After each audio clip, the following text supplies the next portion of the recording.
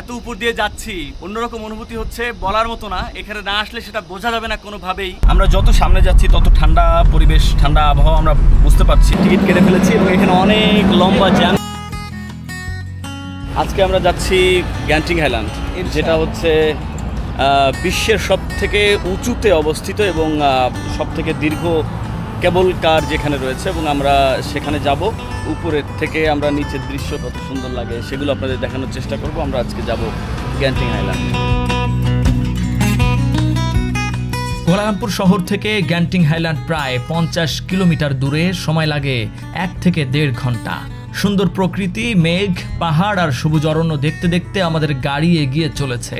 যেতে যেতে দেখে নিলাম গ্যান্টিং হাইল্যান্ডের চূড়া। আমরা যত সামনে যাচ্ছি তত ঠান্ডা পরিবেশ, ঠান্ডা আবহাওয়া আমরা বুঝতে পারছি, এবং আমাদের ড্রাইভার যিনি আছেন উনি আমাদেরকে বললো যে ঠান্ডা আবহাওয়া, সো আমরা গ্লাস নামিয়ে দিতে পারি। তো আমরা গ্লাস নামিয়ে দেখি আসলেই আমাদের গাড়ির ভিতরে যে ঠান্ডা ওয়েদার ছিল এসির, তার থেকে ওয়েদার হচ্ছে ঠান্ডা বাইরে। তো আমরা বুঝতে পারছি, এবং সামনে যত যাচ্ছি মনে হচ্ছে শুধু আমরা পাহাড়ের উপরে উঠছি, এবং উঁচু উঁচু পাহাড় সামনে নিশ্চয়ই আপনারা দেখতে পাচ্ছেন। এবং আমরা মনে হচ্ছে যে পাহাড় থেকে আকাশের মধ্যে ঢুকে যাচ্ছি। মাঝে মধ্যে নিচে নামছি, আবার মাঝে মধ্যে উঁচুর দিকে উঠছি। এত খাড়া রাস্তা, এবং রাস্তাগুলো এত স্মুথ, কোথাও কোনো ধরনের ধুলা নাই, কোথাও কোনো ধরনের ইটের খোয়া যেমন পড়ে থাকে বা পাথর যেমন পড়ে থাকে, ওরকম কোনো কিচ্ছু নাই। তো এটা আমাদের জন্য খুব নতুন একটা অভিজ্ঞতা হচ্ছে। আমরা যাচ্ছি, নিশ্চয়ই আপনাদেরকেও দেখাতে পারবো যে আমরা কতটা দেখলাম। আমাদের চোখ দিয়ে আপনাদেরকেও দেখাবো ইনশাআল্লাহ। গ্যান্টিং হাইল্যান্ডে পৌঁছেছি, মানে খুবই হেল্পফুল ছিল। ওকে, সে বাই, থ্যাংক ইউ। মানে এই বিল্ডিংয়ের সবচেয়ে উপরে হচ্ছে যে টিকিট কাউন্টার আছে কেবল কারের জন্য, এবং আমরা এসে দেখছি, সকালে আসছি ভিড় আড়াতে, তারপরও দেখছি যে অনেক মানুষ এখানে রয়েছে। উঠেই বাম পাশে হচ্ছে ticket counter, self service ticketing আছে, এই পাশে হচ্ছে টিকিট কাউন্টার। তো আপনারা নিজেরাও হ্যাঁ ক্রেডিট কার্ড ব্যবহার করে টিকিট কিনতে পারবেন এখানে। ওকে, আমি কার্ড দিলাম, প্লিজ ইন্টার পিন। ও 62, ওকে হয়ে গেল। আমি এটা ওকে, and where is the ticket here?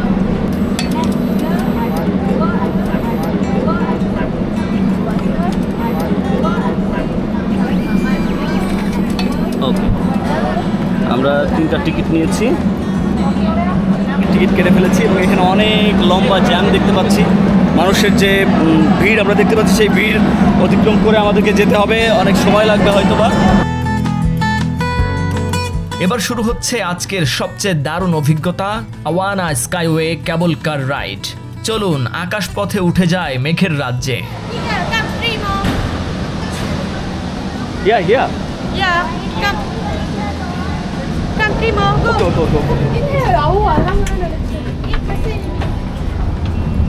ওকে, আমরা কেবল কারে উঠে গেলাম। ধীরে ধীরে সমতল থেকে উঠবো 1830 মিটার উপরে। কেবল কারে বসে নিচে তাকালে দেখা যায় অরণ্য আর নিচের রাস্তা।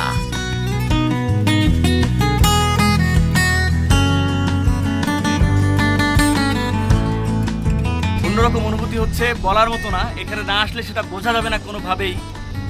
এত সুন্দর লাগছে এই জায়গাটা, আর এত ঠান্ডা বাতাস, খুবই ভালো লাগছে। আপনারা মালয়েশিয়া আসলে নিশ্চয়ই এই জায়গাটি ভ্রমণ করতে ভুলবেন না। আস্তে ধীরে 5900 ফিট উপরে উঠব, যেটি মালয়েশিয়ার সর্বোচ্চ চূড়া। এবং এই কেবলগুলো কিন্তু পৃথিবীর সব থেকে উঁচুতে অবস্থান করা যে কেবল, সেই কেবল কার, আমরা এখন সেটিতে আছি। 1965 সালে এই প্রকল্পের পরিকল্পনা করেন এবং প্রতিষ্ঠা করেন পরবর্তীতে চাইনিজ মালয় ধনকুবের ড্যান শ্রী লিম গোহটং। উনি এটি প্রতিষ্ঠা করার কল্পনা করেন 1965 সালে। এরপরে 1969 সালে প্রথম হোটেল নির্মাণ শুরু হয় এখানে, গ্যান্টিং হাইল্যান্ড রিসোর্ট নামে। এবং শুরুতে কঠিন পাহাড়ি পরিবেশ যেটা রয়েছে এখানে, সেই পাহাড়ি পরিবেশকে অর্থনৈতিক অনিশ্চয়তার কারণ হিসেবে ধরা হতো। পরবর্তীতে ওনার পরিকল্পনার পরে এটা কিন্তু এখন অন্যতম একটি অর্থনৈতিক অঞ্চলে পরিণত হয়েছে। এবং এখানে একটি বৈধ ক্যাসিনো রয়েছে।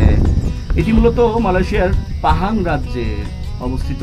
এক একটা পাহাড় থেকে এক একটা পাহাড়ে যখন এই কেবল কারগুলো যাচ্ছে তখন আপনার গায়ের মধ্যে অন্যরকম শিহরণ হতে পারে।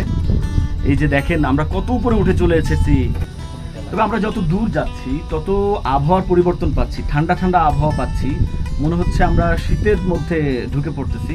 সারা বছরই এখানে 15 থেকে 22 ডিগ্রি সেলসিয়াসের মধ্যে তাপমাত্রা থাকে। সন্ধ্যার পরে এটি আরও বেশি ঠান্ডা হয় এবং পর্যটকদের আকর্ষণ করে। অনেকেই সন্ধ্যার পরে এখানে এসে অবকাশ যাপন করতে চান এবং এখানে এসে হোটেল ভাড়া করে তারা এখানে থাকেন। তো আপনারা চাইলে আপনারাও এখানে হোটেল ভাড়া করে থাকতে পারেন। চলে এসেছি আমরা, ওকে আমরা এখন নামবো, এখানে একটু ঘুরবো ফিরবো। 11টার আগে পর্যন্ত এখানে আমরা ওয়েট করতে পারবো, অর্থাৎ কেবল কার থেকে নেমে আপনারা সকাল 7টা থেকে রাত 11টা পর্যন্ত এখানে স্টে করতে পারবেন।